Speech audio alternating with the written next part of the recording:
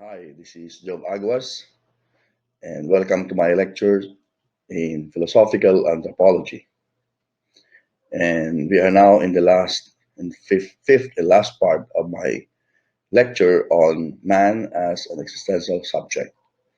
And for this part, I will be discussing about man as temporal, man as finite, and man as a being towards death.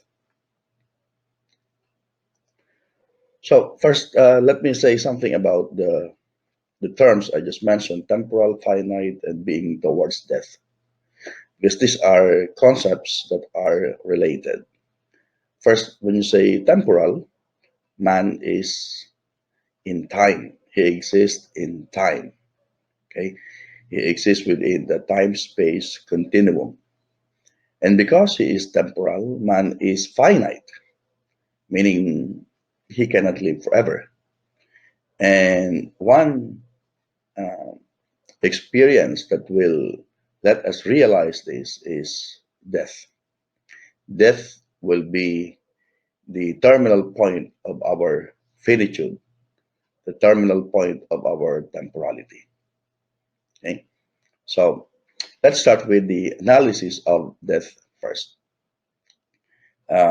The human person, as we have already mentioned, is finite, meaning he is not an infinite being. He will not live forever. Okay? And sooner or later, our life will come to an end. And although it will come in the future, it cannot be relegated to the future because it is a constant present. In other words, yes, we're going to die sometime in the future, but it always make us realize that death could come anytime soon. It could be now, it could be in the next moment, it could be tomorrow, it could be uh, a week from now. So it's a constant reminder of our temporality or finitude. And nobody can take place. No? It cannot take, nobody can take our place in our death. Nobody can die for us. Right? So according to the German philosopher Martin Heidegger, man is a temporal being, and nothing makes us realize this fact of our existence than the fact that we are going to die. So we are being towards death or being unto death. And as soon as we are born, we are already a being towards death. So all men, because all of us, because we were born, we are going to die. Now, Heidegger describes man as Dasein, and Dasein is a very important concept in the philosophy of Martin Heidegger. The term Dasein is a combination of two German terms, Da, which means there, and Sein, which means being, being there. Okay. Now, very important is the meaning of sign or being, because it should not be taken as a noun. It should not be taken as a fixed category, for example, but rather it should be taken as a verb, meaning being, meaning to be. Okay, to be. So that sign is that means to be there. Okay, literally there being, to be there. Okay, so the Dasein is a conjoined terms which literally means being there or to be there. But what does it mean to be there, according to Heidegger? According to Heidegger, to be there or being there signifies our being in the world. That we exist in the world. We are there. So that there means we are there in the world. It exists in the world. So a Dasein is a being in the world. Right? But by being in the world, we exist together with other things, which Heidegger calls entities. So these entities are also in the world. They're also being in the world. But their being in the world is different from our being in the world because the Dasein is a subject. The Dasein has interiority. The Dasein has consciousness. Therefore, the Dasein, because he has consciousness, because he has interiority, he can reflect, he can question, he can meditate, he can think about himself and his being here in the world. So we can reflect about our being in the world because of our consciousness. Okay? Now, the other entities, they are not capable of this reflection and questioning, etc., because they do not have consciousness. Okay, they are so the other entities cannot have this kind of self-reflection because they don't have consciousness. They cannot inquire what they are there for. But the Dasein, because he has consciousness, can have this self-reflection. Okay, it can even think about what are the other entities there for. I mean, what is the being of entities?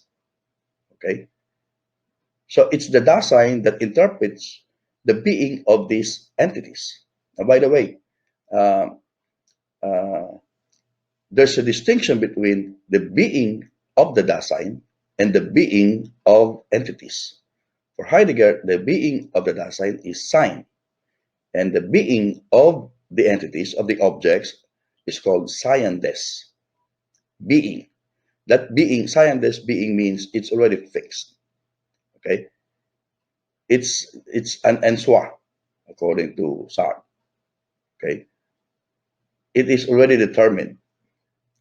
It is. When you say is, meaning it is already definite.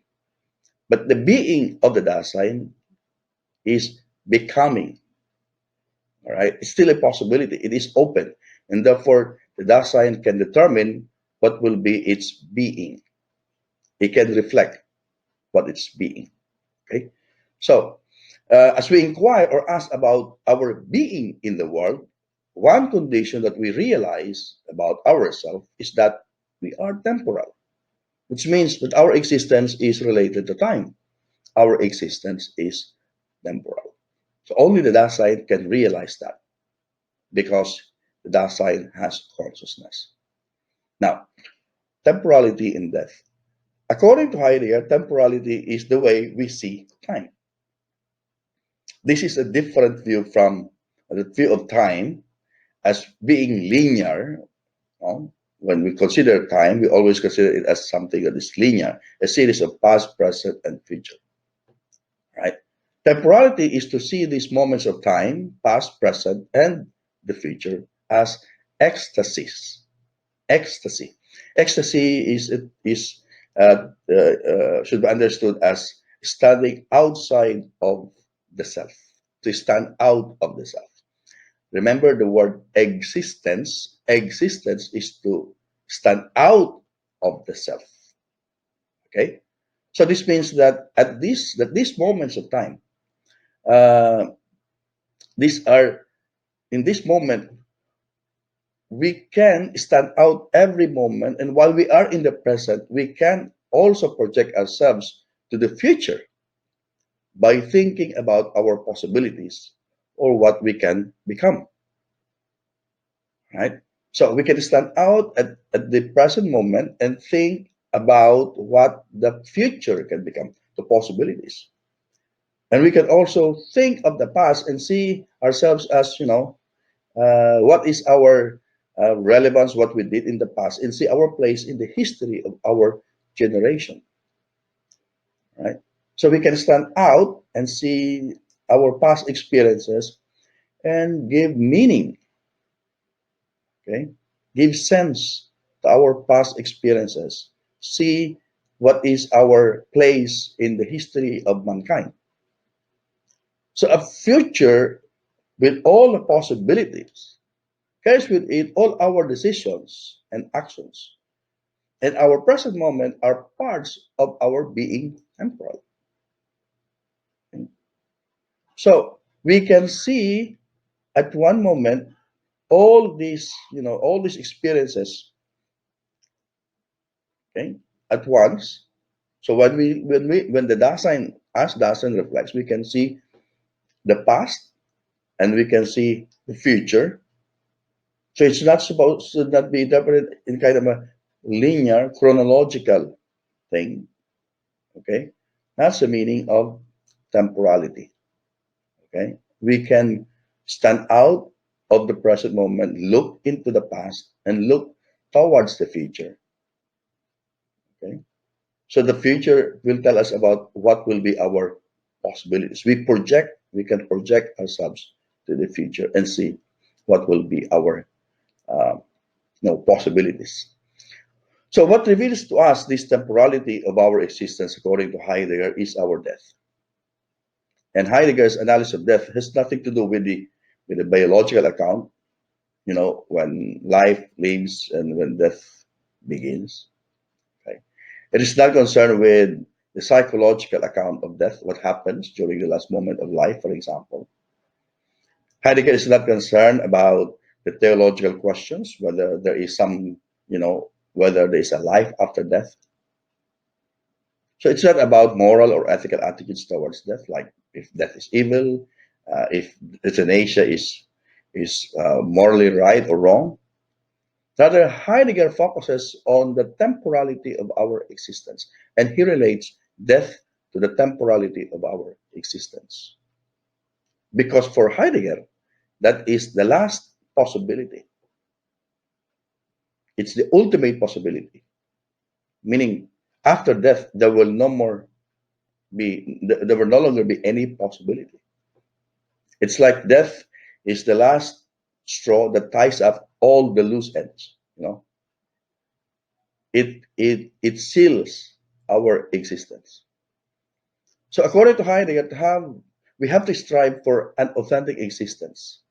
An authentic existence is characterized by our awareness of what does it mean to be in the world. And one characteristic of our existence here is that we have a past that we need to remember and learn from. We have a present that we must seize and make the most of, carpe diem. And we have a future with many possibilities. We have to project to the future. So to exist existentially is to be aware of these moments of our temporality. But when we project our future, there is one possibility that is inevitable, and that is death. We will surely die. Okay? So, for Heidegger, what does death tell us? First, it tells us that every man dies his own death. My death is mine. It cannot be shared by anybody else. This is the very uniqueness of death. That while its occurrence comes, especially at this time of pandemic, people die, many people die, but it will only come once in a person. Okay? It will happen to us, and nobody can take our place in death.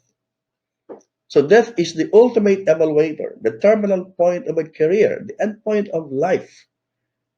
And it is the one that neatly ties up all the loose ends of our personality and binds it up in one package, so to speak.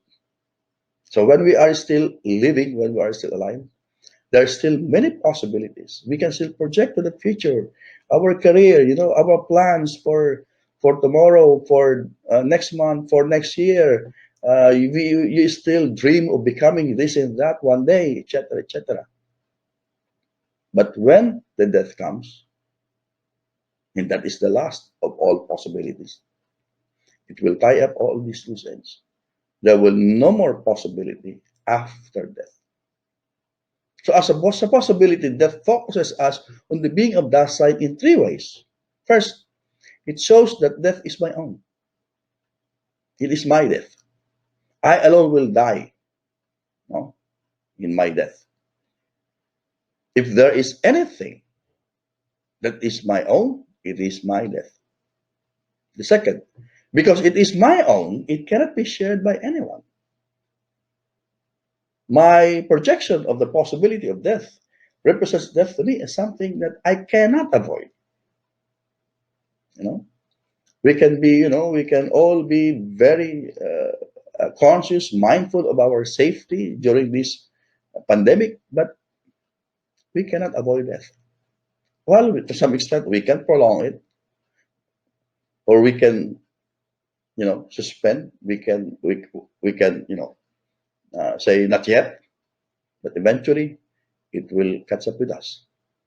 So one very important aspect of death is that it makes us focus on our own self. That's the third one. How we are and what we are at the moment. This is the third one very important realization, of death. However, there are those who try to avoid the confrontation of the meaning of death. In this avoidance of death, in the avoidance to reflect on ourself, is a kind of inauthenticity. This inauthenticity is called by Heidegger as fallenness. Fallenness means that the Dasein or the self does not focus on its own possibility and instead listen to the interpretation and ideas of others other than the self. So fallenness is anything about we do not project we do not project or realize our own potentialities. And we don't realize that, well, the last possibility would be your death. Okay? Now, death and finitude. So, of course, we always wish, all of us wish to continue living, but we will face our death sooner or later. Our existence as human beings, no, is like, no, it's composed of so many antinomies. Things are mutually incompatible. There are so many contraries in our life. There is good and evil, happiness and sorrow, life and death. And according to the German philosopher Karl Jaspers, our existence is limited by impenetrable boundaries or boundary situations. And one of these is our finitude. We want to live forever, we want to be immortal, but there is a boundary to our existence, according to Karl Jaspers. And that impenetrable boundary, that boundary situation is our finitude. We cannot go beyond the finite. Not only that we are temporal, we are also finite. Not only that we are in time, but there will be somebody will have to shout cut. That's it. And to live authentically is to confront this boundary or limit of our existence. Finitude is a defining characteristic of our existence as human beings. And this is one of the most dramatic phenomena that really make us aware of our finitude. Death, therefore, is a source of anxiety for many. But according to Jaspers, death also elevates our spirit to a higher level of existence because it emphasizes the urgency of living authentically without postponement. Since death is inevitable, it will happen. Although it will happen in the future, but it could happen anytime in the moment. Then there is the urgency to live authentically. Because I'm aware all the time of the inevitability of death, that I will surely die sooner or later, that I have to live a meaningful life right now. There's no time to postpone it. I have to be aware of my future possibilities and seize and take advantage of the present moment and live a meaningful life. Seize the moment. Live a meaningful life now. Don't wait for tomorrow. You don't wait for the next week or the next month or the next year. Okay? The awareness of the inevitability of death gives us the courage and integrity. It gives us an authentic perspective on the things that matter most. You know, Karl Jaspers turned to philosophy late in his life because Early in his life, when he was younger, he was diagnosed by an incurable disease, and the doctor told his family that he will not live long. He will live up to a certain point. But Jaspers lived long enough, and he wanted to know what is the cause of his disease. But instead, because he lived longer than expected, he started thinking about what is the meaning of his life, what is the meaning of his existence. And therefore, he turned to philosophy to reflect on the meaning of human existence, how to live an authentic life. I think in this moment of, of crisis, we have to reflect on that possibility of our temporality, of our finitude, okay, and of our death. And now we have to live a meaningful life, an authentic life. And of course, if you're going to ask me what is that authentic, meaningful life, and I think that's a life lived for others. Thank you very much for listening. So I hope you have learned a lesson or two about this lecture on man as existential subject. And as I always say, be safe and God bless.